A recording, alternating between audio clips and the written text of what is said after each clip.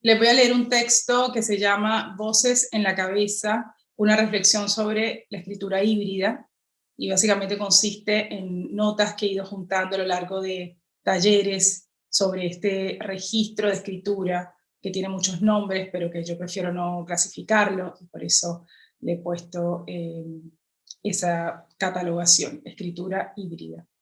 Y voy a hacer una serie de enumeraciones de características o pautas que me parecen que son importantes para tener en cuenta en el momento de embarcarse en un proyecto de escritura de este tipo.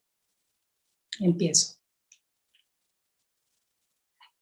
Primero, ordenar armarios. Cada vez que ordeno mi armario, siento que estoy librándome de algo. Ordenar, en este caso, significa vaciar, disponer el contenido sobre la cama o la alfombra y tratar de establecer criterios de clasificación. En la vida real importan cosas que en la escritura no. Por ejemplo, para ordenar un armario importa la ejecución rápida. La indecisión no sirve porque alarga el trámite.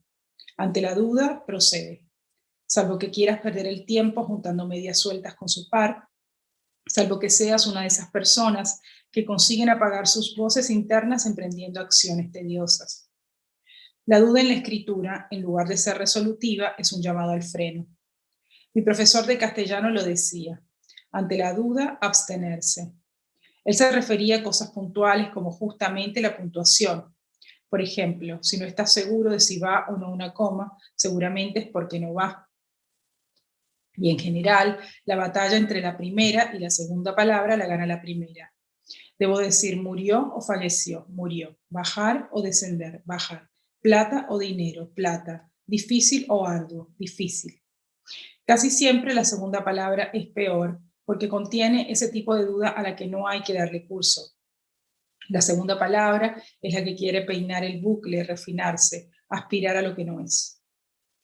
En mi opinión, cuando se ordena un armario, lo más eficiente es deshacerse de todas las prendas que te parezcan mínimamente polémicas. Mi sueño frívolo es abrir el closet y elegir sin ver lo que me pongo. Cada vez tengo menos ropa, igual no lo consigo. El trámite se complica cuando constato que soy incapaz de vestirme como quiero. Me visto como supongo que me queda bien.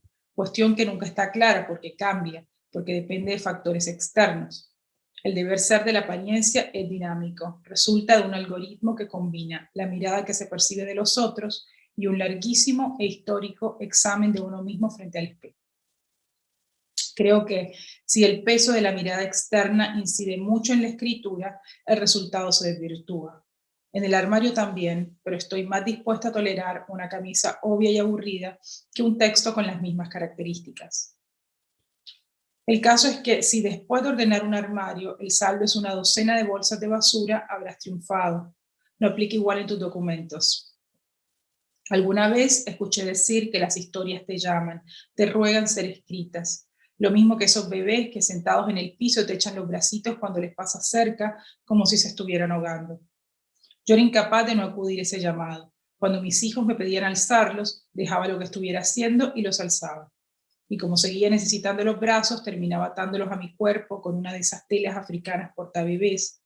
Llegué a cargar a mis dos hijos en la misma tela, el más pesado en la espalda, la más liviana adelante, mientras hablaba por teléfono, pasaba la mopa o bien ordenaba un armario. Me recuerdo trasladando todo ese volumen por la casa, 3 corazones acoplados, moviéndome con ligereza y naturalidad, y me parece, por lo menos, excéntrico e innecesario. ¿Quién sos? La diosa Rea, me dijo un día mi marido. Con las historias me sucede algo parecido. Si veo una, dejo lo que esté haciendo para anotarla, imaginar su futuro en forma de argumento. Luego cierro la libreta y sigo. Tengo con muchísima diferencia más archivos de apuntes que de textos. Pero llevarlos a cuestas no me parece ni excéntrico ni innecesario, al contrario. Los apuntes me importan porque son el estado embrionario de un texto, la previa del sentido, o sea, la potencia del sentido. Ese momento en que todavía son una promesa enmarañada. Me gusta atesorarlos en ese estado porque la tendencia de un apunte al hacerse texto, como la de un niño al hacerse adulto, es arruinarse. Una vez espié la libreta de notas de un escritor importante con quien compartía mesa en un festival y encontré anotaciones bellas y graciosas. Insospechado. Sus libros me parecían rimbombantes. Como esa gente a la que le pesa su hermosura y se tajea la cara para afearse, pensé, en los libros, este hombre cercena su atractivo. Un buen apunte es una imagen suelta pero cristalina que contiene una idea potente. Un buen apunte se parece a la poesía. Luego, un buen apunte desarrollado es la degradación de la poesía. Me gusta juntar apuntes, como un hoarder. ¿Saben qué es un hoarder? Un acumulador. Alguien que no puede, aunque quiera, deshacerse de nada de lo que tiene. Para escribir, recomiendo ser más un acumulador que un despojado. Nunca descartar, ni tirar, ni pensar que tenemos demasiado material en las carpetas. En la construcción de la literatura, demasiado no existe. En los armarios sí. Todo lo que contiene una carpeta es potencialmente usable, pero incluso si no se usa, está bien mantenerlo ahí, apretado contra el cuerpo, encendido como un faro, como una apuesta, como un símbolo de fe. Segundo, ¿por qué escribo? Iba a empezar este punto diciendo, hablo como lectora, no como escritora, pero después pensé en la falacia que encierra esta frase. Antes de escribir ya leía, y creo que escribo porque leí y porque leo, y sé que ya no puedo leer nada sin pensar en lo que escribo. Es lo mismo, como cuando una mujer aclara, esto lo digo como madre, como si habiendo sido madre, circunstancia que para bien y para mal te atraviesa como un rayo la subjetividad, hubiese otro lugar posible para situarse y hablar. Como si el hecho de ser madre pudiese disociarse del hecho de ser persona o el hecho de ser escritora del de ser lectora. El equívoco, en todo caso, me deja frente al tema central de esta lectura. Hace un tiempo, no tanto, dicto talleres de escritura. Esto me ha llevado a preguntarme con demasiada frecuencia qué significa escribir, como si tuviese que juntar razones para convencer a otros. Voy anotando cosas que se me ocurren para lanzarlas en el momento indicado a la carótida como dardos tranquilizantes. Quienes asisten a talleres de escritura suelen necesitar reafirmaciones que no tienen que ver con el acto de escribir, sino con la mística de escribir. Nadie te agradece demasiado que le destroces una idea o un texto, o sí, pero en el fondo también te lo resienten. En cambio, adoran que le tires 2 o 3 frases entusiastas, robadas casi siempre, para poner en la pizarra de su escritorio. A mí me parece súper lógico. Todos necesitamos definiciones que nos dejen tranquilos con lo que hacemos. Y la tranquilidad aparece cuando eso que elegiste hacer, tu deseo, en Argentina usan mucho la palabra deseo, se te revela y se te impone irremediable. Un amigo que hace talleres entusiastas y exitosos me dijo una vez que su misión era convencer a sus alumnos de que conocía su deseo y el modo de cumplirlo, y de que negarlo equivalía a lanzarse en picada hacia una vida inocua primero y miserable después. Sus alumnos, que son muchos, hablan de la escritura como de una religión o un método de supervivencia o un analgésico, y aunque así dicho suena vulgar, yo estoy bastante de acuerdo. No sé si sus alumnos serán escritores o gente que publica libros, pero sé que le han atribuido o intentan atribuirle un sentido a su escritura, y eso me importa.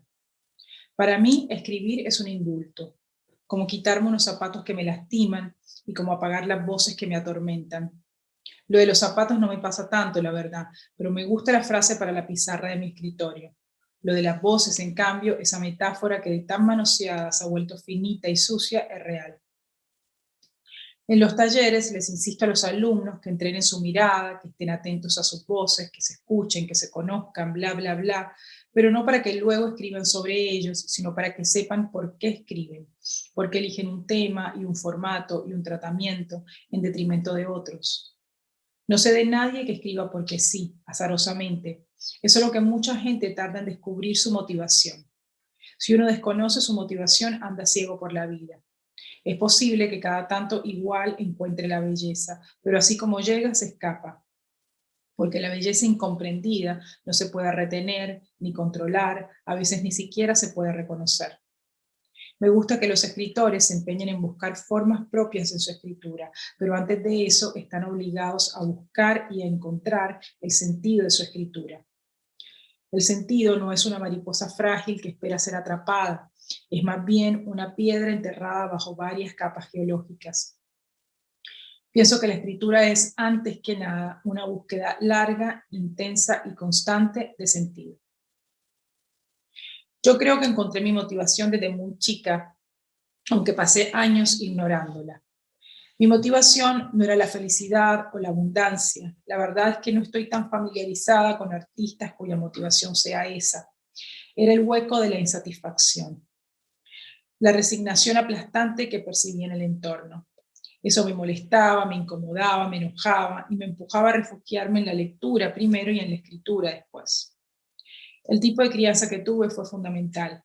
Los niños andábamos muy solos y muy sueltos, era lo que se estilaba. Por ejemplo, cuando yo tenía 5 y mi hermano 6 años, nos íbamos en bicicleta hasta la casa de mi abuela a mirar películas de altísimo terror. Ella tenía VHS y toneladas de quehaceres y no tenía tiempo para supervisarnos. De noche pedaleábamos de vuelta a nuestra casa. Nos hicimos diestros en agarrar el manubrio con una sola mano porque con la otra sosteníamos la linterna. Vivíamos en un barrio de suburbio poco iluminado y poco glamoroso. Había querido ser glamoroso, pero supongo que a alguien no le alcanzó el dinero o que alguien se robó el dinero y que los que invirtieron en su lote debieron acostumbrarse rápidamente a que las calles no tuvieran pavimento, ni las veredas ceibos florecidos, ni las esquinas vigilancia, ni esos reflectores de estadio que aparecían en la maqueta. Antes de desaparecer con su bulto de demandas, el constructor tuvo el detalle de sugerirles a los propietarios que gastaran sus últimos ahorros en la construcción de pozos de agua y bombas de elevación, porque el acueducto no llegaría en los próximos años. Mis padres habían convencido a mi abuela de comprarse también uno de esos lotes y de hacerse una casa grande para contener a los nietos. Así que ahí quedamos todos viviendo en la promesa fallida. O sea, la historia de mi familia como familia empieza con una estafa, lo mismo que la de todos los vecinos que creyeron oportuno asentarse allí para engendrarse y criar. Así, solo en mi ciudad debe haber infinidad de ejemplos y en el país y en la región. No es que a mis padres o a los de cualquier otro vecino los hayan golpeado una única vez en la génesis de su historia. A lo largo de la vida hubo que sortear tantas desavenencias de este tipo que harían falta 3 generaciones prósperas para sacarlas del hueco. No hablo de dinero, hablo de futuro. Mi primera noción de futuro fue entender que alguien se lo había robado. Por mucho que se esforzara mi familia a lo largo de los años, jamás lo recuperaría. A veces mi papá hablaba de estas cosas en una columna que tenía en el periódico local.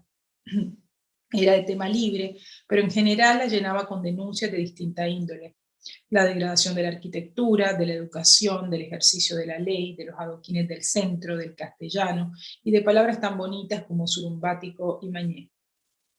Yo leía sus columnas en voz alta, entonaba la queja, el desconcierto, la impotencia, la melancolía, y algo de todo eso me curaba. Cuando mi mamá me regaló un diario, azul, tapadura y con candado, ya sabía para qué usarlo. Me quejaba de mis compañeras de curso, de mi madre y su amante imaginario, de mi padre y su amante imaginaria, de mi barrio decadente, de mis hermanos y hermanas que a medida que crecían parecían felices no sé de qué. En la vida real yo me reía con ellos, eran graciosos, eran divertidos, éramos niños, pero después me encerraba en el cuarto, abría mi diario y escribía. ¿Se puede saber de qué mierda se ríen? Tenía un lugar en donde depositar el hartazgo. Tercero, una nube por cabeza. El tipo de literatura que a mí más me gusta es esa que no hace ningún esfuerzo por camuflar a su autor y a su búsqueda. Quiero decir, me gusta la literatura de autor. Cuando leo un libro, no me da igual quién lo escribió. Me gusta reconocer sus tics, imaginar hipótesis de por qué está tan obsesionado con determinados tópicos y determinadas formas narrativas. Y me gusta cuando creo descubrir, es decir, inventar posibles motivaciones. Este tipo de literatura a la que me refiero no oculta que quien escribe es un individuo chapoteando en su ecosistema ideológico y que el autor ha buscado la materia narrativa en sí mismo o en su entorno cercano, en eso que llaman la experiencia, y se centra en el individuo, pero nunca jamás se agota en él. O sí, a veces sí, pero esa es la versión mala, malísima. La versión buena es la que parte del individuo para pensar en un síntoma que es colectivo y representativo de la esfera en la que existe. Te cuento esta porción de mundo que también es el tuyo bajo el tamiz de mi mirada. Eso quiere decir que en este tipo de literatura, y yo diría que en cualquier otra, pero no querría dispersarme argumentando el porqué de esta afirmación, la subjetividad es casi todo. Con subjetividad me refiero a todo aquello que distingue a una persona de otra. Eso que en mi cabeza son voces y en mi libreta son notas, y que en su versión más grandilocuente se convierte en la cosmovisión. Y es importante entender, escuchar la propia, porque no siempre está tan clara para uno mismo, porque es compleja, porque no funciona en un sentido, sino en múltiples sentidos. Cuando era chica y ociosa me gustaba mirar los lomos de los libros de la biblioteca de mi papá. No podía decidir cuál agarrar porque había tantos que me pasmaban. Mi papá se acercaba. ¿Qué haces merodeando como Junior? Junior era nuestro perro, que antes de meter el hocico en su plato de comida lo orbitaba. Caminaba en círculos en un sentido y luego en otro, lo olía, metía la punta de la lengua y se relamía, y después de un rato que nos impacientaba a todos, se decidía a comer. Es que no sé qué leer, le decía. A ver, contestaba él volteándose hacia la biblioteca. ¿Qué tienes en la cabeza? Ahora sé que en la cabeza se anida mi subjetividad. Esa misma pregunta se la hago a los alumnos que no saben qué escribir, o peor, que intentan escribir sobre cosas que no están en su cabeza, pero suponen que son las indicadas. Yo no entiendo cómo lo hacen, elegir asuntos que les son tan ajenos, pero sobre todo no entiendo para qué lo hacen. Pienso en esas charlas sociales en las que se repasan los titulares del momento, el libro, la serie, el escándalo político o la dieta de moda, y los interlocutores reproducen indignación o entusiasmo según el caso.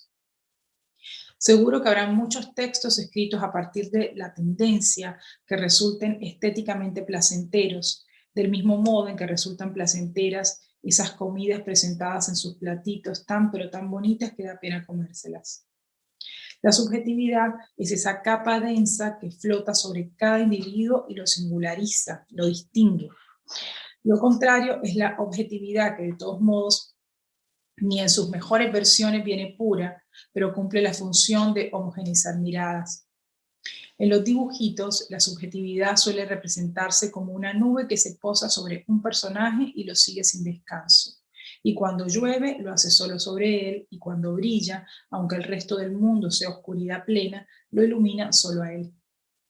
Cuando uno pretende escribir a partir de uno mismo, aferrándose a su subjetividad, debe saber que esa decisión implica partirse en dos. Un yo que toma distancia para mirarse y narrar, y un yo que es narrado. Uno que quiere mostrarse y otro que quiere esconderse. De ese conflicto de intereses, de esa batalla de yos, nace una voz. Si el hombrecito que brilla solo contara desde sí mismo, sin distanciarse y mirar, estaría desconociendo la noche que lo rodea y viceversa. Según Paul de Man, la distancia protege al autor de su propia experiencia, lo descontamina de sí mismo. Acá una contradicción que me gusta de este registro. Un autor que parte de la experiencia, pero luego se aleja de ella para descontaminarse y desde ahí escribir. ¿Escribir qué? Ficción, no ficción. Intentar discernir qué parte de la vida generó qué parte del arte no sirve para nada, porque más allá de las suposiciones, lo que debe quedar de este procedimiento es la sensación de que se está frente a una historia viva más que real. El yo que se distancia para mirarse y narrar es la representación del yo escritor.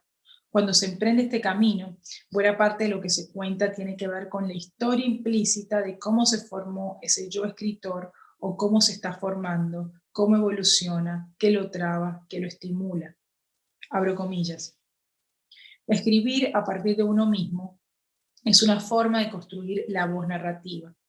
Esto supone que uno tiene con ese sujeto, el yo narrado, una relación irónica y habitualmente uno cuenta la historia cuando ya la historia terminó y mira lo que hizo ese tipo con cierta condescendencia, cierro comillas.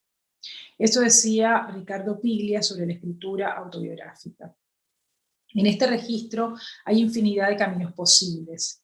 La autobiografía, para mi gusto, es la menos interesante, porque se narra desde un futuro en el que el autor narrador ha adquirido cierta sabiduría sobre sí mismo y puede mirar hacia atrás y contarse desde un lugar de superioridad frente a aquello que fue en el pasado.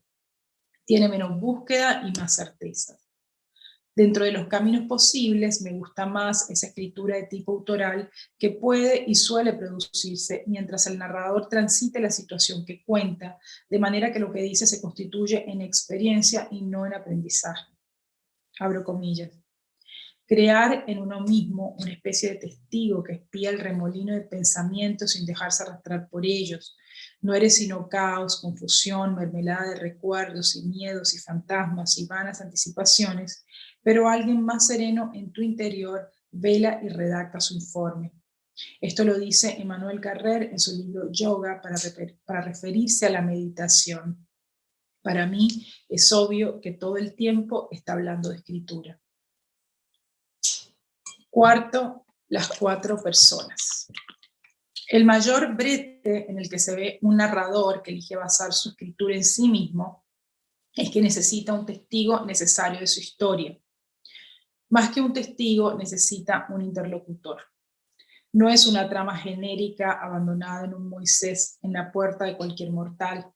Es un material demasiado sensible como para que no te importe quién lo reciba. ¿Quién es ese interlocutor? ¿A quién estoy diciendo todo esto que escribo? Para mí, lo valioso de este procedimiento es el pasaje que se produce entre la primera persona del singular, yo, y la primera persona del plural, nosotros.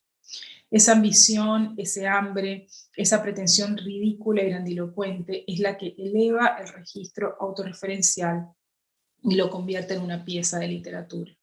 Un yo que quiere ser un nosotros, un individuo que se multiplica, una primera persona leída idealmente como un conjunto de primeras personas.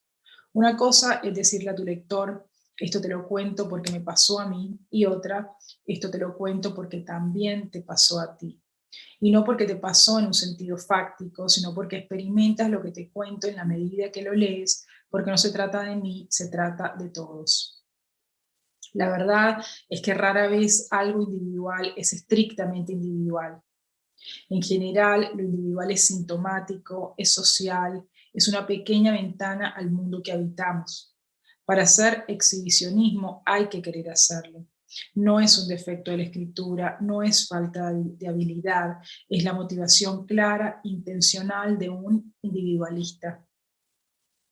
Recuerdo una vez que un pariente leyó un cuento mío y al final, sacudiendo la cabeza con pesadumbre, me dijo, ¿por qué mejor no se lo dices a tu mamá?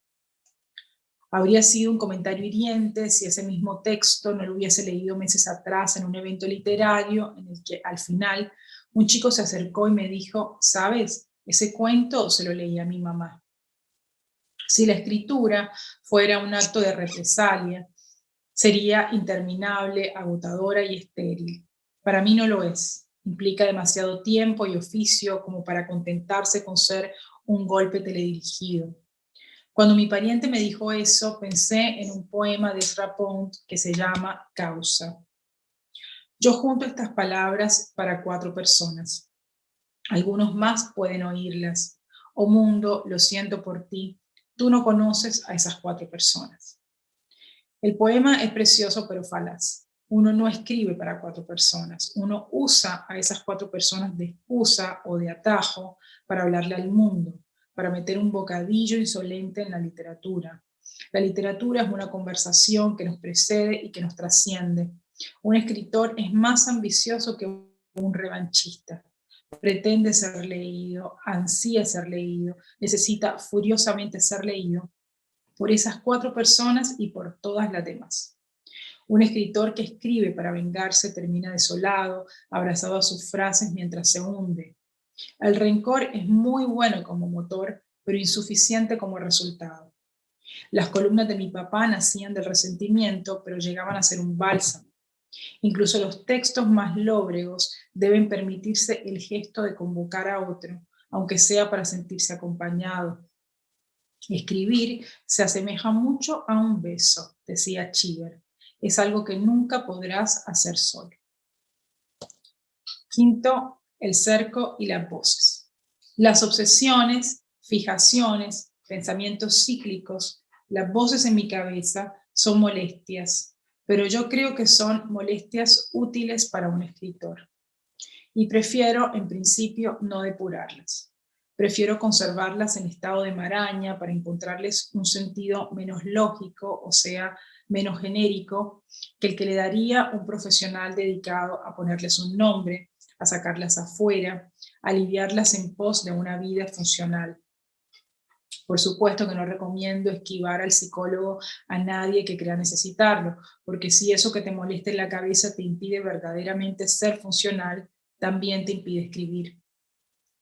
Un escritor atormentado es una serpiente que se muerde la cola. Así como la cordura no me parece una condición necesaria para escribir, la locura y el desborde menos que menos. Escuché a Sharon Olds decir lo siguiente: muchas veces me preguntan dónde se forman mis poemas y nunca sé qué decir porque no soy una poeta intelectual. En los pulmones, en el movimiento físico del brazo. Cuando los jóvenes poetas me piden consejos, siempre les digo lo mismo: que lleven una vida sana, que coman bien, que se cuiden, porque el lugar del que procede la poesía es un lugar sano. ¿De dónde sale la escritura? En mi caso, lo dicho, primero de una molestia, zapatos que lastiman, o de una angustia, voces que me desvelan, pero después del equilibrio y del margen. En una entrevista, John Martin, el editor histórico de Bukowski, dijo que en los casi 40 años que trabajó junto a Charles, no lo vio borracho ni una sola vez. Pero era alcohólico, le insistía el periodista. ¿Cuándo se emborrachaba entonces este hombre? No lo sé, pero no mientras escribía, contestó Martin. Depuradas o no, las obsesiones suelen ser un punto de partida fértil para encarar un proyecto de escritura. ¿Por qué? Porque nos revelan qué nos importa, qué nos preocupa, qué miramos, qué no miramos, en dónde está puesto nuestro foco de interés. Cada vez que en un taller alguien me dice, quiero escribir, pero no sé de qué, vuelvo a pensar en esa distinción tan infantil que suelo hacer entre los escritores que leo. Están los que quieren y hasta saben escribir, y están los que necesitan escribir. Y sí, yo prefiero a los segundos. Los primeros, si son hábiles, puede que también sean exitosos, pero si mañana se extinguieran, a mí me daría igual. Notaría su ausencia seguramente, lo mismo que notaría la ausencia de otros objetos de uso y de consumo residual, la granola, el perfume, el paracetamol, todos los destornilladores del mundo. Los del segundo grupo, en cambio, son mi manada. Quiero escribir, pero no sé de qué, eso no existe. Si existe, tengo mucho, demasiado por escribir, pero no logro encontrar A, el tiempo verbal, B, el punto de partida, C, el cargador de la computadora, D, el silencio que les sirva de autopista a estas frases desbocadas. Alguien que necesita escribir es alguien que ha mirado y ha detectado su motivación, alguien que pudo identificar aquello que lo conmueve, lo enoja, lo frustra, lo intoxica, lo desvela. Si necesitas escribir, ya no lo haces por ver qué sale, por demostrar que puedes, por publicar, por vender. Si necesitas escribir, no te lo preguntas, te sientas y lo haces. Esa, la de la necesidad, es la escritura en la que más me reconozco. Puede tomar años identificar tu motivación, encontrar el sentido y diseñar un mecanismo para darle forma de algo que exceda el yo y salte al nosotros. Sin un mecanismo claro, esa necesidad es pura molestia y las voces ruido y la obsesión veneno. Un mecanismo es un cerco, un seteo, una partitura, un modo de encauzar el deporte. Sexto, el mecanismo. Vuelvo a Sharon porque la quiero, pero también porque es un ejemplo conocido de alguien que consiguió con muchísimo esfuerzo arrinconar a sus demonios. Alguien que detectó su obsesión, batalló con ella y le ganó. ¿Qué ganar? Encontrar una forma virtuosa de entregársela al mundo. Se sabe que una de sus pulsiones narrativas ha sido el odio histórico a su padre. A lo largo de su obra hay muchos poemas que se refieren a esto. Un padre borracho, golpeador, cruel y abandónico que la marcó para siempre. La crítica muchas veces dijo que sus poemas eran maravillosos, salvo esos en los que se notaba demasiado el ensañamiento. Sus mejores poemas, decían, eran aquellos que no se referían a su padre, porque la autora no parecía capaz de impedir que ese zar con el que afirmaba haber interpuesto miles de kilómetros rondara por sus versos debilitándolos. El padre de Sharon era su obsesión, pero al parecer no era una obsesión fértil. Leo un fragmento de una extensa crítica del español Gonzalo Torné de la Guardia. Abro comillas. En los conmovedores poemas escritos a sus 3 hijos, las alegrías se mezclan con las penas para ofrecer un saldo optimista. La piedad alcanza incluso a la hermana que se orinaba en su cara, convencida de que la inverosimilitud de los cargos la protegería de la acusación. Pero el tono se crispa cuando aparece el padre. Las palabras transparentan un resentimiento que se nos ofrece crudo y que se asienta sobre el punto de vista de una intimidad casi obscena, más propia de los ajustes de cuentas del melodrama o de la psicoterapia que de la poesía exigente. Cierro comillas. A los 50 años, Olds escribió un libro de poemas sobre su padre agonizante. Se llama El Padre, claro, y no fue el odio el sentimiento preponderante en estos textos, sino la ambivalencia de saber que este tipo, al que había detestado desde siempre, se le estaba muriendo de cáncer bajo su cuidado y bajo su mirada de hija dolida, compasiva y también resentida hasta el tuétano. Esto dice el mismo crítico de antes acerca del padre. Abro comillas. Que se pueda odiar a un hombre por lo que nos ha hecho y desearle la desgracia y compadecernos al mismo tiempo por su descomposición como individuo, se impone en el padre como una evidencia. Pero reconsiderado dentro del arco de la trayectoria de Sharon Olds, ofrece un placer adicional, el espectáculo de un poeta que forcejea a la vista de todos con el tema que le reclama hasta dominarlo. Cierro comillas. Entonces queda claro que para encauzar, domar una obsesión, hay que diseñar un mecanismo, algo que permita que ese texto pueda ser leído y comprendido por otro, además de mí, que sobreviva afuera de mi cuerpo.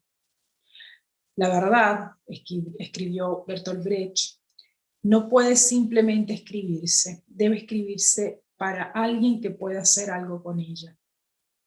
Creo que escribir a partir de aquello que nos obsesiona, algo que hacen con más y menor conciencia todos los escritores, plantea un desafío doble.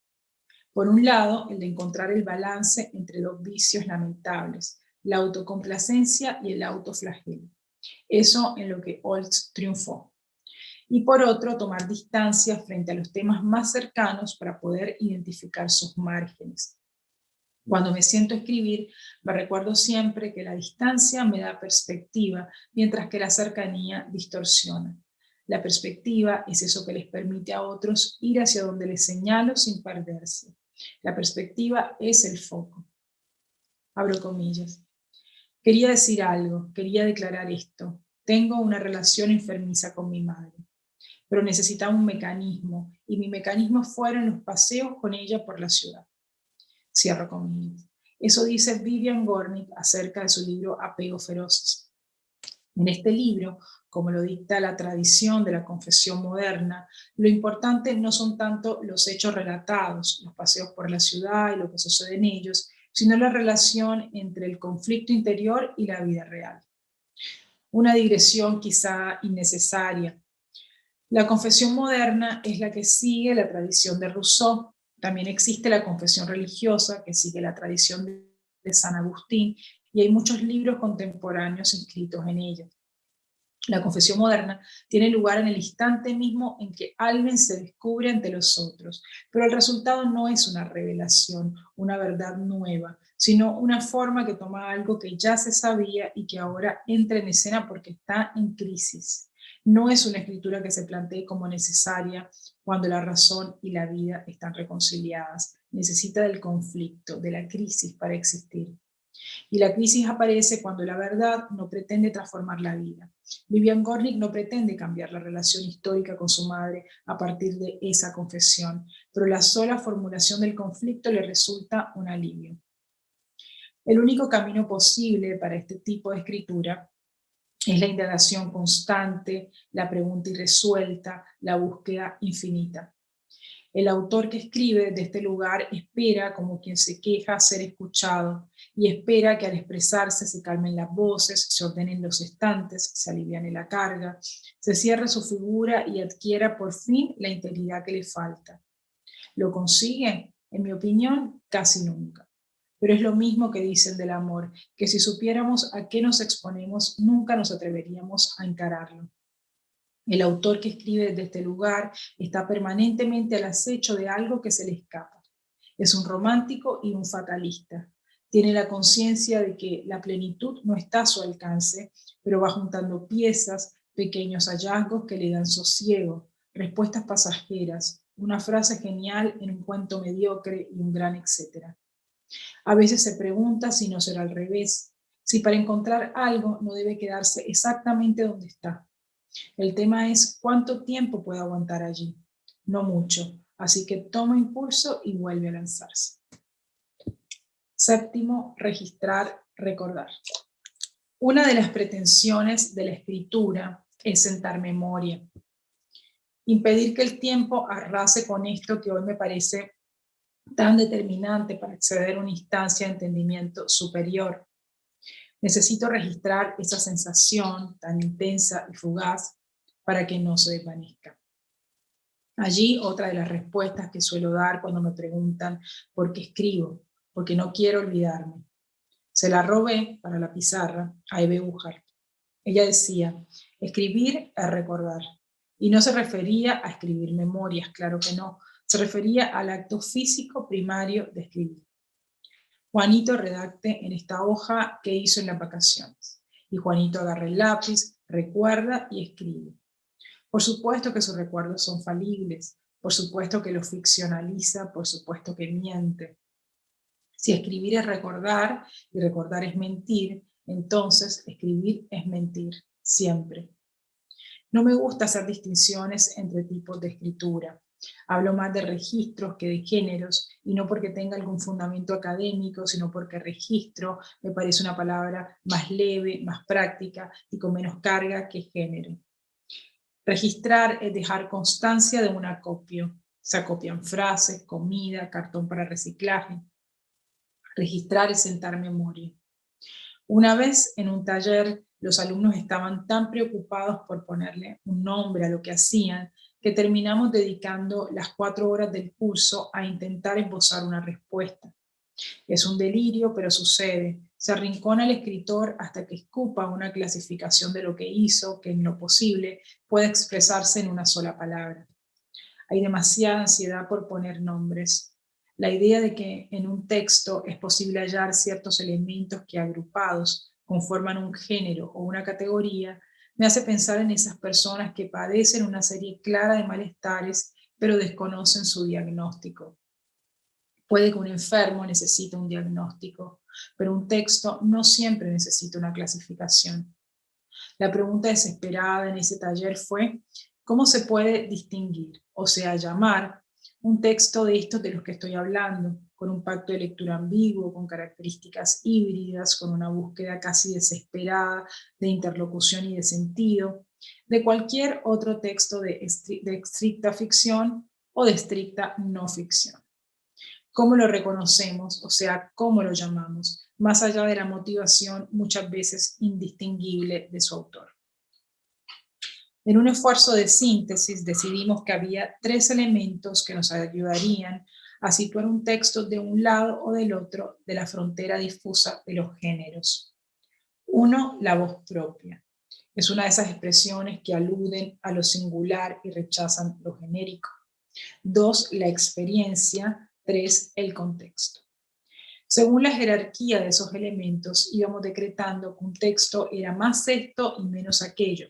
Por ejemplo, un texto de ficción literaria es el resultado de la siguiente jerarquía: voz propia más experiencia más contexto. Un texto de no ficción periodística es contexto más experiencia más voz propia. Un texto autoral, como esos a los que me he estado refiriendo en esta lectura, apoyado primordialmente en la subjetividad de quien escribe, es experiencia más voz propia más contexto. La conclusión del ejercicio, en todo caso, fue el mismo punto de partida. La distinción es inútil. No hay muchas cosas originales dentro de la literatura que sean estrictamente algo. Los narradores que más disfruto son los que se alojan en los márgenes. En los márgenes los géneros se caen y se quiebran. Ponerle nombre a lo que se niega a ser nombrado, querer envasar lo que se fuma, sirve para darle un lugar constatable en el mundo. Solo existe aquello que puedo nombrar. Me parece una idea soberbia. Esto se llama novela y se lee así, luego se juzga así y se pone acá, junto con estas otras novelas. La moraleja del ejercicio fue una especie de instructivo que transcribo acá. Primero, descarta los títulos. Segundo, detecta tu motivación. Tercero, encuentra el sentido. Cuarto, diseña un mecanismo. Y quinto, abrázate a tu subjetividad como una tabla de salvación. En mi caso, como ya dije, escribí sobre los temas que hoy reconozco como mis obsesiones antes de haberlos detectado, antes de saber que eran mis obsesiones. Puedo añadir que escribirlos fue un modo eficiente de clarificarlos. Ahora, con más conciencia de ellos, algunas veces extraño esa búsqueda ciega de sentido, pero agradezco el cerco que me permite tener más control sobre los argumentos. Cuando llego a la mitad de un texto, ya no me pregunto ¿qué era lo que quería decir? ¿Por qué fue que me inventé esta historia? Antes de lanzarme al agua a dar brazadas, ya yo sé a dónde quiero llegar. El trayecto está lleno de turbulencia, digresiones que elevan sus brazos y piden ser levantadas. A veces las levanto y se me arma lío, fuerzo asociaciones que me desvían y hacen más forzoso el encauce. Las levanto y las incluyo, no por necia o por débil o por torpe, o no solo por eso, sino porque intento demostrar que nunca, ni un texto, ni un acontecimiento se trata de una sola cosa. Cuando consigo retomar, me recuerdo el sentido, lo busco, lo veo, lo distingo, sigo entendiendo por qué debo llegar a él. Muchas veces no llego, pero en este punto, ya puestos a nadar, me alcanza con acercarme un poco, merodear en círculos como mi perro Junior. Hay días modestos en que me alcanza con un apunte, uno solo, que me deje dormir tranquila. Gracias.